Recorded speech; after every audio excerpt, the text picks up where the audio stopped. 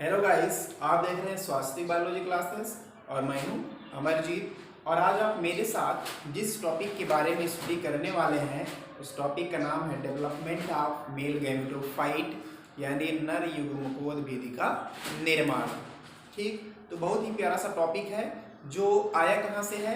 Sexually production in plants में gametogenesis के दौरान होने वाले माइक्रोस्पोरोजेनेसिस के पश्चात जो प्रोसेस होता है वह होता है डेवलपमेंट ऑफ मेल गैमेटोफाइट यानी नर युग्मकोद विधि के निर्माण का। तो आज हम स्पेशली उसी मेल गैमेटोफाइट्स के बारे में बात करेंगे कि उसका फॉर्मेशन कैसे किया जाता है।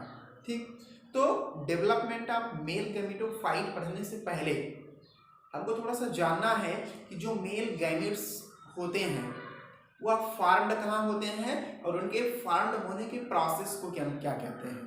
ठीक, तो सबसे पहला ये हम जान लेते हैं कि जो फ्लावर्स होते हैं उनमें टू टाइप्स के सेक्स ऑर्गन पाए जाते हैं, जिसमें एक मेल सेक्स ऑर्गन होता है और एक फीमेल सेक्स ऑर्गन होता है। ठीक है, फ्लावर्स के मेल सेक्स ऑर्गन की अगर हम बात करें तो फ्लावर्स के मेल सेक्स ऑर्गन को हम एंड्रोसियम कहते हैं, जिसके हम प्रत्येक यूनिट को क्या कहते हैं, एक स्टैमेन कहते हैं, पुंकेसर कहते हैं। और अगर हम एक पुंकेसर की बात करें तो एक पुंकेसर में टू पार्ट्स होते हैं। सबसे ऊपर का जो स्वैलम पार्ट्स होता है, फूला हुआ भाग होता है, उसको हम एंथर कहते हैं, परागकोश कहते हैं।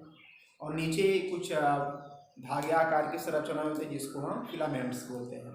ठीक, अब जो आपके पुष्प के परागकोश हैं यानी एंथर है, उस एंथर के अंदर आपका पाया जाता है माइक्रोस्पोरेंजियम लघु बीजाणु धानी, और उस लघु बीजाणु धानी के अंदर पाई जाती है माइक्रोस्पोर मदर सेल।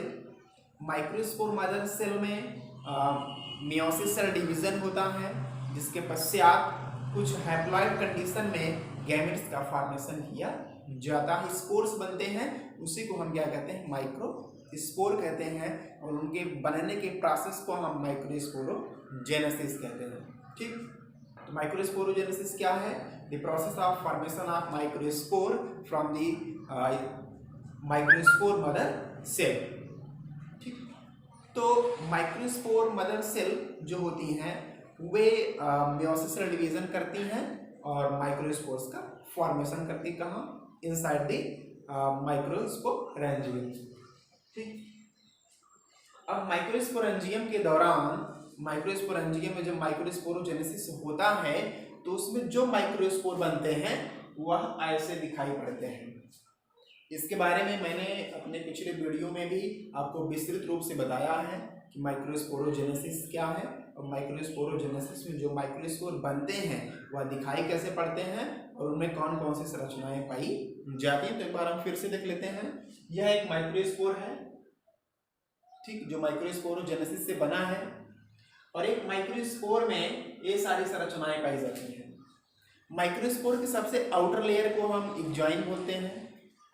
इक्जाइन का फॉर्मेशन एक बहुत ही कठोर प्रतिरोधक पदार्थ से हुआ होता है जिसका नाम होता है स्पोरोपोलेनिन, जिसके कारण परागकण बहुत दिनों तक सुरक्षित बने रहते हैं, नष्ट नहीं होते हैं। ठीक है, तो उसके बाद की जो लेयर होती है उसको हम इंटाइन बोलते हैं। क्या बोलते हैं? इंटाइन, जो पेक्टिन और सेलुलोज से बनी होती है, जिसका कार्य होता है जनन के दौरान पराग नलिका का विकास करना, पॉलन ट्यूब्स का फॉर्मेशन करना। ठीक, इसके बाद और अंदर आप जाएंगे तो एक न्यूक्लियस होता है। न्यूक्लियस के चारों ओर साइटोप्लाज्म होते हैं, बीच में कुछ बाइपोल्स भी पाए जाते हैं। और सबसे इंपॉर्टेंट पार्ट्स कि उसी इंटाइन में कुछ जर्म पोर प्रेजेंट होते हैं, जिसको हम जनन छिद्र कहते हैं, रिप्रोडक्टिव पोर्स भी कहते हैं। ठीक, अब बात आती है कि रिप्रोडक्टिव पोर्स कितने होते हैं। हाँ, आप जानते हैं कि पौधे दो तरह के होते हैं, द्विबीजपत्री और एकबीजपत्री। अगर पौधा द्विबीजपत्री है तो उसमें जर्म पोर की संख्या प्राय 3 होती है, और अगर जर्म पोर की संख्या 3 है तो उस माइक्रोस्पोर को हम क्या कहते हैं, ट्राइकल्पेट कहते हैं। ठीक, और अगर पौधा एकबीजपत्री है, मोनोकॉटिलिडन का है, तो उसमें जर्म पोर्स केवल एक होंगे, और अगर जर्म पोर एक है तो ऐसे माइक्रोस्पोर को हम क्या कहेंगे, मोनोकल्पेट कहेंगे। ठीक, तो डाइकार्टिलेज का होगा तो 3 जर्म पोर्स होंगे, ट्राइकल्पेट होगा। मोनोकार्टिलेज का होगा तो 1 जर्म पोर्स होंगे, और उसको हम क्या कहेंगे, मोनोकल्पेट माइक्रोस्पोर। ठीक, तो यह एक माइक्रोस्पोर्स है और इसकी संरचना है। अब आइए सीधे चलते हैं डेवलपमेंट ऑफ मेल गैमेटोफाइट।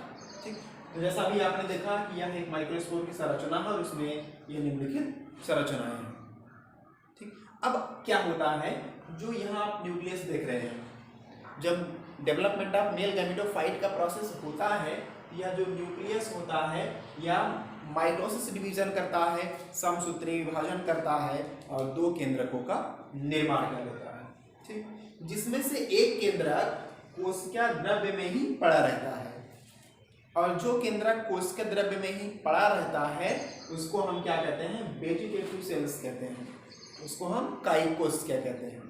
ठीक, और दूसरा जो न्यूक्लियस होता है वह अपने चारों ओर बहुत सारी कोशिका द्रव्य को इकट्ठा करके सघन हो जाता है, और जो न्यूक्लियस अपने चारों ओर कोशिका द्रव्य को एकत्रित करके सघन हो जाता है उसको हम क्या कहते हैं, जनरेटिव सेल्स कहते हैं, यानी जनन कोशिका कहते हैं।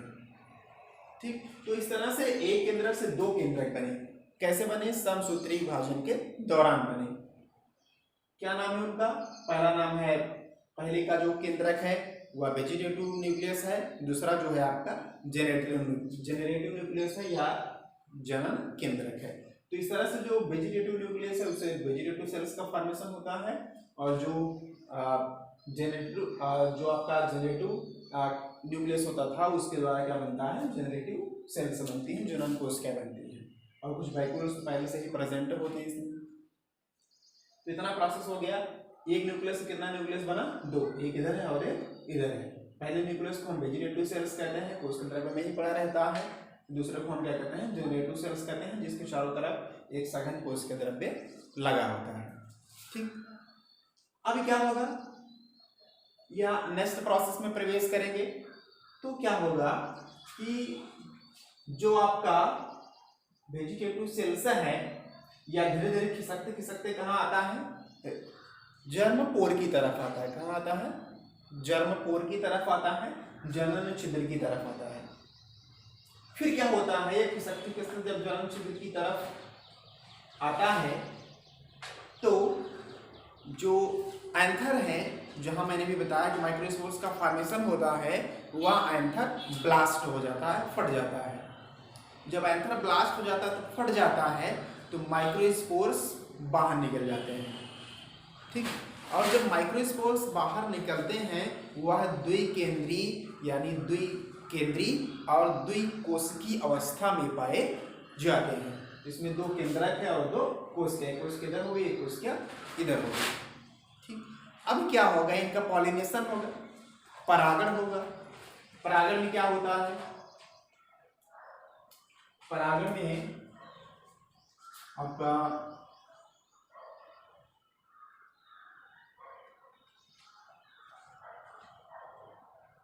यह हो गया स्टिग्मा,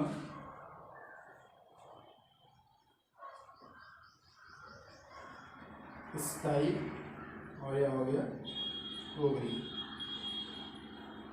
ठीक, यह फीमेल ऑर्गन है और बगल में ही एंथर लगे होते हैं, जिनके फूटने से क्या होता है, परागकण निकलते हैं। अब क्या होगा, इनका पॉलिनेशन होगा यानी परागण होगा। परागण किसे कहते हैं, परागकोश से परागकण का निकलना एवं वर्तिकाग्र तक पहुंचने यानी स्टिग्मा तक आना। क्या है, पॉलिनेशन है, परागण है, जिसके बारे में भी आप नेक्स्ट वीडियो में विस्तृत जानकारियां प्राप्त करेंगे। तो वो थोड़ा सा हम जान लेते हैं यहाँ से कि परागण क्या है। परागकोश से परागकण का निकलना और उसको वर्तिकाग्र तक पहुंचना यानी स्टिग्मा तक आना। तो परागकण का यहाँ से यहाँ तक आना ही क्या है, पॉलिनेशन है। ठीक, तो अभी क्या हो गया, पॉलिनेशन हो गया, परागण हो गया। ये देखते हैं परागण के बाद क्या होता है। पॉलिनेशन हो गया, पॉलिनेशन समझ में आया। अब इसके बाद पॉलिनेशन के बाद मैंने बताया कि जो परागकण हैं वह कहाँ पहुंच जाते हैं, स्टिग्मा पर पहुंच जाते हैं। और स्टिग्मा का जो ऊपरी लेयर होता है उससे कुछ शर्कराएं निकलती हैं। उस शर्करा को एब्जॉर्ब करके जो एंजाइम है वह धीरे धीरे नष्ट होने लगती है। और जब एंजाइम धीरे धीरे नष्ट होने लगती है तो जो न्यूक्लियस रिप्रोडक्टिव पोर के पास आया था, जर्म पोर के पास आया था, वह धीरे धीरे इस एंजाइम को बढ़ाना प्रारंभ करता है। ठीक, एंजाइम को बढ़ाना प्रारंभ करता है। जब एंजाइम धीरे धीरे बढ़ती है तो उससे क्या होता है, एक पॉलन ट्यूब का निर्माण होता है। ठीक है, उससे क्या होता है, एक पॉलन ट्यूब का निर्माण होता है। यहाँ आप देख रहे हैं कि जो वेजिटेटिव सेल्स था वह धीरे धीरे कहाँ आया, जर्म पोर के पास आया, जर्म पोर नीचे की तरफ किसका, और ये क्या बन गया, पॉलन ट्यूब बन गया। पॉलन ट्यूब बनने के बाद क्या होता है, जो वेजिटेटिव सेल्स है वह पॉलन ट्यूब को नीचे धंसाते हुए आता है। और बाद में क्या होता है, जो इसका जनरेटिव सेल्स है वह भी पॉलन ट्यूब में आ जाता है। ठीक, तो पॉलन जो ट्यूब है वह वर्तिकाग्र से वर्तिका तक आता है, यानी स्टिग्मा से स्टाइल में आता है, और स्टाइल से ही अपना न्यूट्रिशन प्राप्त करता है। न्यूट्रिशन पा करके जो पॉलन ट्यूब है वह धीरे धीरे नीचे खिसकते हुई चली जाती है। ठीक, जब नीचे खिसकती हुई चली जाती है तो जो जनरेटिव सेल्स आया है, जनरेटिव सेल्स जैसे ही पॉलन ट्यूब में प्रवेश करता है यह पुनः एक बार समसूत्री विभाजन करके दो न्यूक्लियस बना लेता है। ठीक, यानी जो जनरेटिव सेल्स यहाँ से चल करके पॉलन ट्यूब में आया है, जैसे ही पॉलन ट्यूब में आता है यह समसूत्री विभाजन माइटोसिस से डिवीजन करता है और पुनः एक बार दो केंद्रकों का निर्माण कर लेता है। तो यहाँ आप देख रहे हैं डिवाइडिंग जनरेटिव सेल्स, यानी जो जनरल सेल्स क्या है वह डिवाइड्स हो रही है, दो भागों में टूट रही है, और पॉलन ट्यूब धीरे धीरे नीचे की तरफ खिसक रही है। इतना क्लियर हुआ? आगे फिर क्या होता है नेक्स्ट प्रोसेस में, नेक्स्ट प्रोसेस में क्या होगा, यह जो पॉलन ट्यूब है यह धीरे धीरे आगे बढ़ती हुई चली जाएगी। यानी जो स्टिग्मा यहाँ आप देख रहे हैं से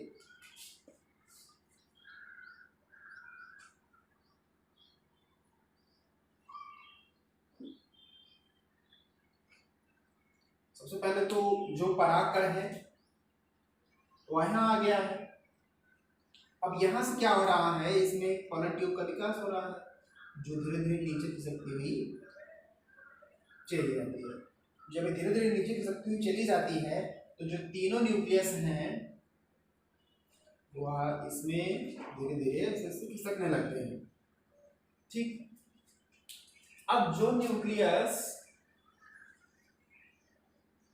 चले आते हैं पॉलन ट्यूब में, जो पहला आपका वेजिटेटिव सेल्स था, अब उसको हम किस न्यूक्लियस के नाम से जानते हैं, ट्यूब न्यूक्लियस के नाम से जानते हैं, क्योंकि वह कहाँ चला आया, पॉलन ट्यूब में चला आया। यानी पॉलन ट्यूब है उसमें सबसे जो वेजिटेटिव सेल्स था आपके उसको हम क्या कहेंगे, ट्यूब न्यूक्लियस कहेंगे, और या डिवाइडिंग जनरेटिव सेल्स यानी जो जान कोश क्या है वह डिवाइड्स हो रही है। ठीक, अब जो डिवाइडिंग जनरेटिव सेल्स है या माइटोसिस डिवीजन करता है, दो न्यूक्लियस का फॉर्मेशन कर लेता है, और एक जो आपका ट्यूब न्यूक्लियस है वह लगातार आगे बढ़ता हुआ जाता है, पॉलन ट्यूब को बढ़ाता हुआ जाता है। ठीक, अब ध्यान से सुनिए, जो नर युग्मकोद्भिद है उस नर युग्मकोद्भिद है उसका फंक्शन होता कैसे है, और किसे हम कहते हैं मेल गैमेटोफाइट। अब जो डिवाइडिंग जनरेटिव सेल्स थी वह डिवाइड्स हो गई, दो न्यूक्लियस बन गए, और इसी प्रक्रिया को हम कहते हैं डेवलपमेंट ऑफ मेल गैमेटोफाइट। यानी जब पॉलन ट्यूब के अंदर दो नर युग्मकों का निर्माण हो जाता है तो उसी प्रोसेस को हम क्या कहते हैं, डेवलपमेंट ऑफ मेल गैमेटोफाइट। ठीक, यानी पराग नलिका के अंदर दो नर युग्मकों के बनने की प्रक्रिया को डेवलपमेंट ऑफ मेल गैमेटोफाइट या नर युग्मकोद्भिद कहा जाता है। ठीक, नर युग्मकोद्भिद या मेल गैमेटोफाइट में होता क्या है, मेल गैमेट का फॉर्मेशन कहाँ, इनसाइड द पॉलन ट्यूब, यानी पराग नलिका के अंदर। तो पराग नलिका के अंदर नर युग्मकों के बनने की प्रक्रिया को ही नर युग्मकोद्भिद कहा जाता है। तो इस तरह से यहाँ पे दो मेल गैमेट्स बने हैं, एक पॉलन न्यूक्लियस है जो बाद में धीरे धीरे नष्ट हो जाता है और बचते हैं सिर्फ दो मेल गैमेट्स। और यह जो पॉलन ट्यूब है यह धीरे धीरे बढ़ते बढ़ते कहाँ पहुंचता है, बीजांड द्वार में प्रवेश करता है। और बीजांड द्वार में जैसे ही पॉलन ट्यूब प्रवेश करता है कि यह जो भित्ति है नष्ट हो जाती है और दोनों मेल गैमेट्स ला करके बीजांड में छोड़ दिए जाते हैं। ठीक, तो इस तरह से आपका कंप्लीट हुआ